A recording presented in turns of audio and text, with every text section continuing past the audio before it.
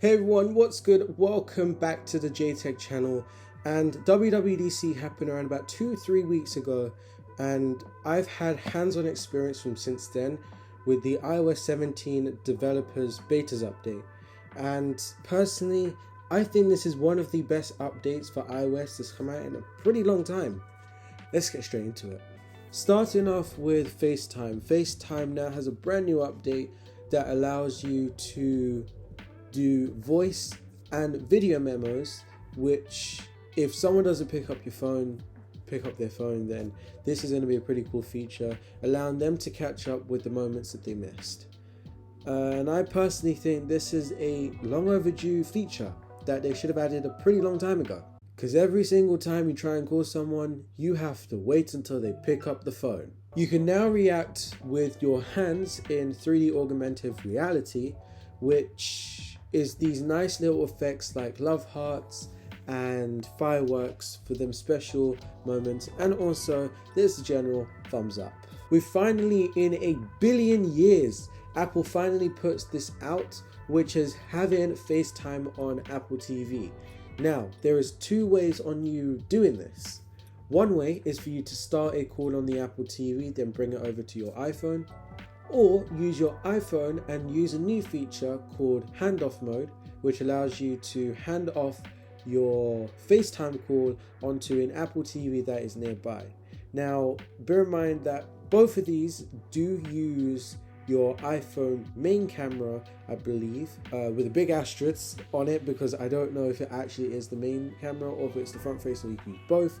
But at the moment we know it is the main camera that it would use on your iPhone to use as the camera for Apple, for the Apple TV. Anyway, moving swiftly onto the phone and messages app. On the phone app we have one feature and then the rest is messages. Let's get straight into it, shall we? Starting off with the phones app. On the phones app you could now add a cool picture and some cool writing and designs. As you can see on that side, on this side, you'll see some pictures. Depending where the editor puts it, you'll see some pictures and some designs of what they will have.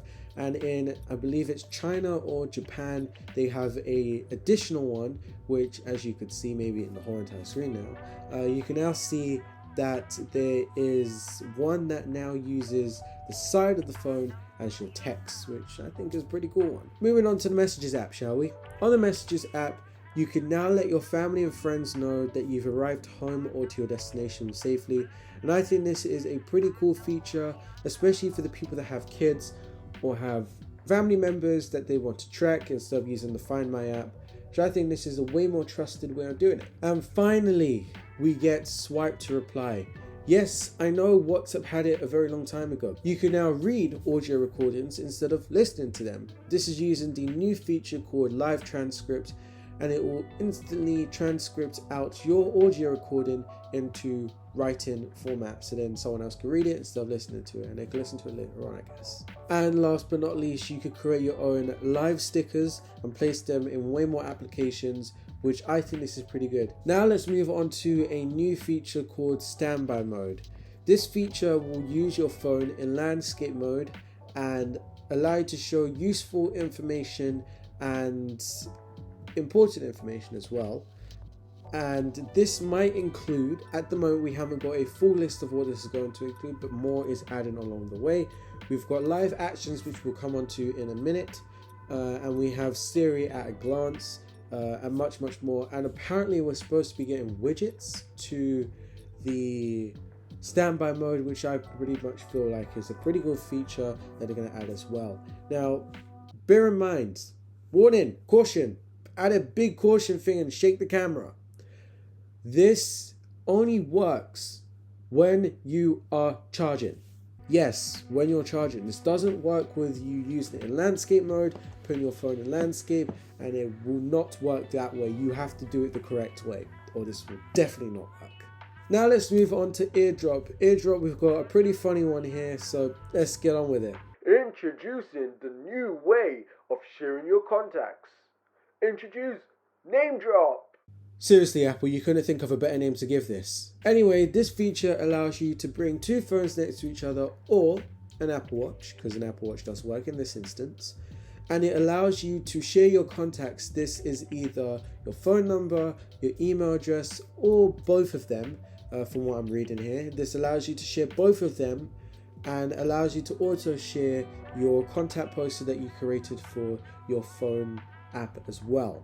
Now, using that same feature that you used for contacting, which is called name drop obviously, we can now bring the phones together, bring two phones together to AirDrop simply, and I feel like this one's a better feature than having to go inside and obviously picking your stuff through there, which I think this one's way more better. Alongside that, this is quite a lot. Alongside that, we've also got a new feature for that, which is called AirDrop over Ear. Yeah.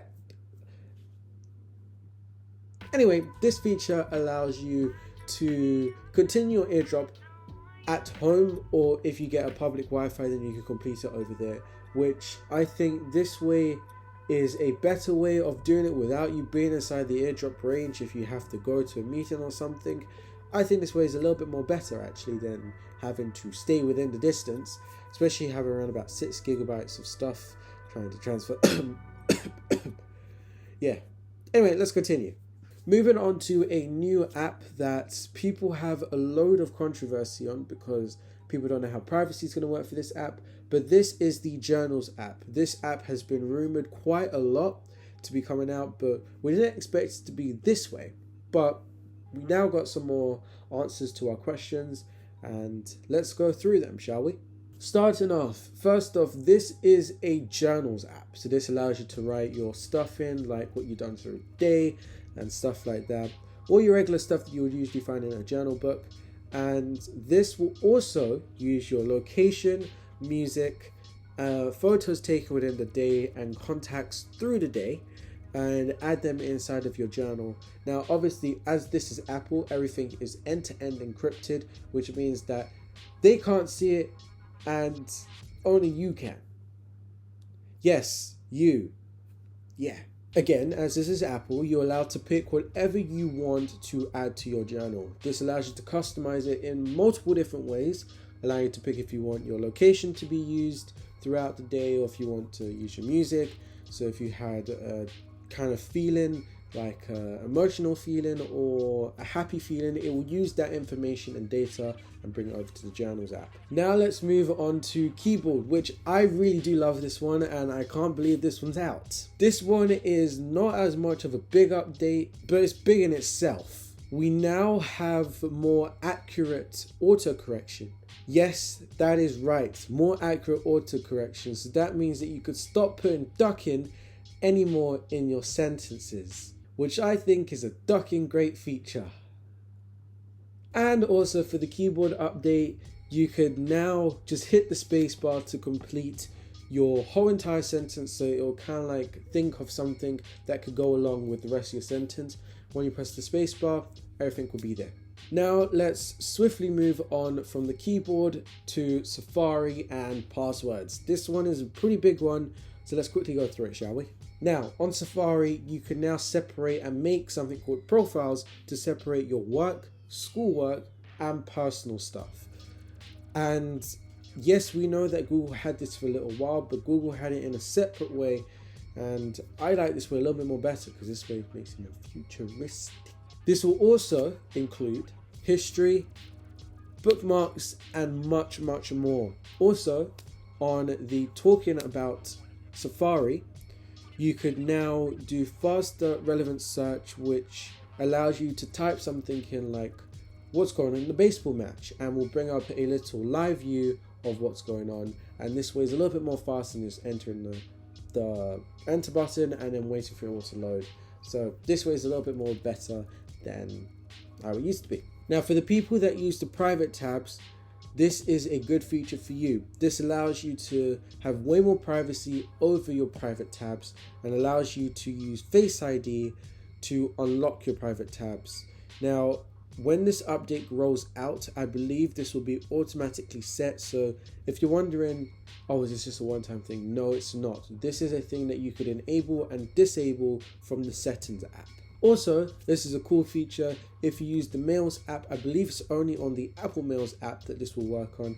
I believe third-party applications will be coming out very soon, which is where it will allow you to autofill verification codes straight from the Mail app. And last but not least, now personally, this one I believe I wouldn't use, just because there's people that you might trust, but you don't trust, and if you understand what I mean by that.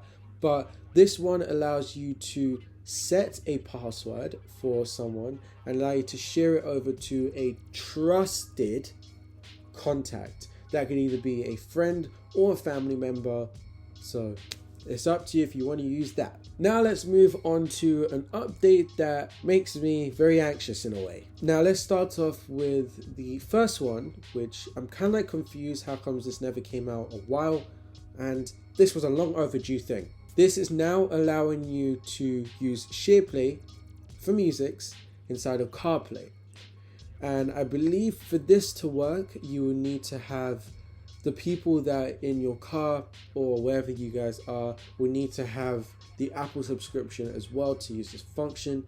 I believe multiple different services and subscriptions might be coming out for SharePlay in the near future, but at the moment, it's just Apple Music. You can now collaborate and make playlists with friends and family, but this feature is coming out later on during the year after iOS 17 has been released. Now let's move on to some AirPods updates.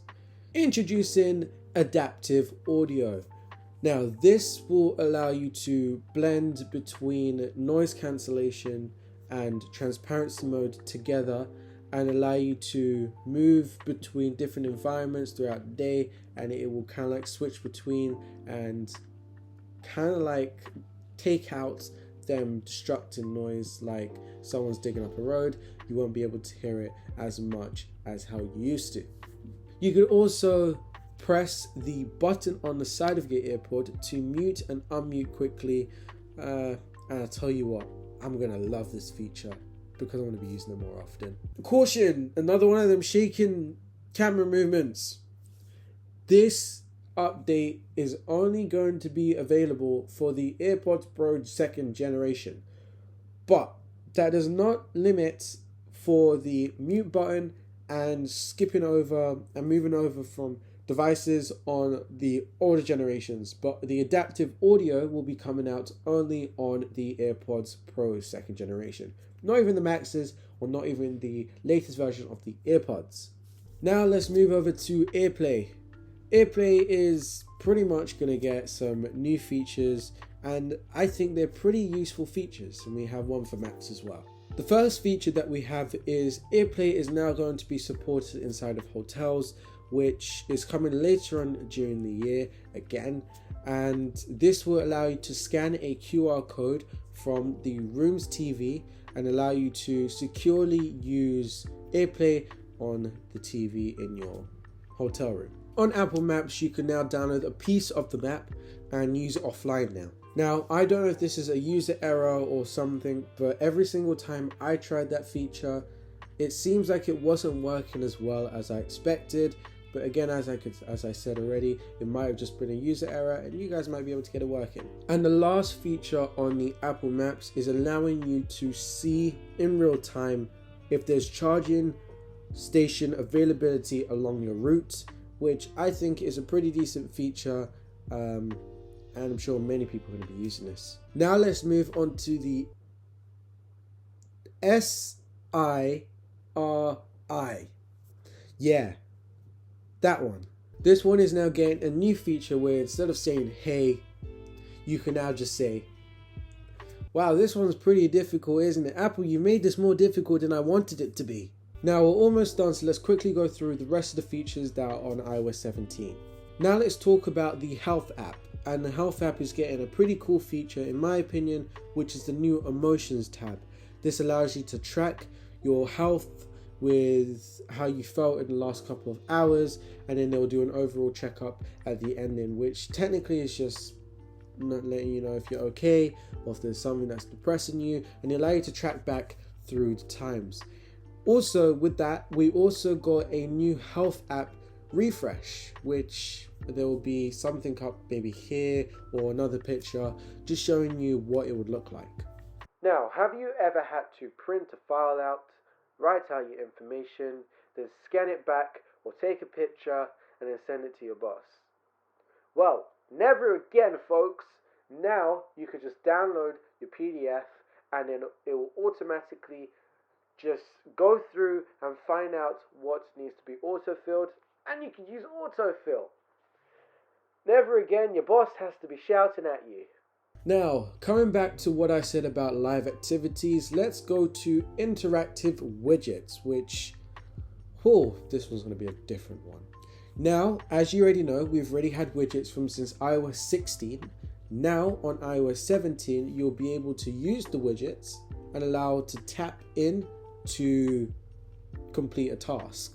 This will, instead of opening the app, it will now complete it straight from the homepage, and that is pretty cool. Now with the live activities, this will allow you to, I believe more are coming along the way, which will allow you to track a game or track your order for Uber or for Amazon on the live activities inside of standby mode.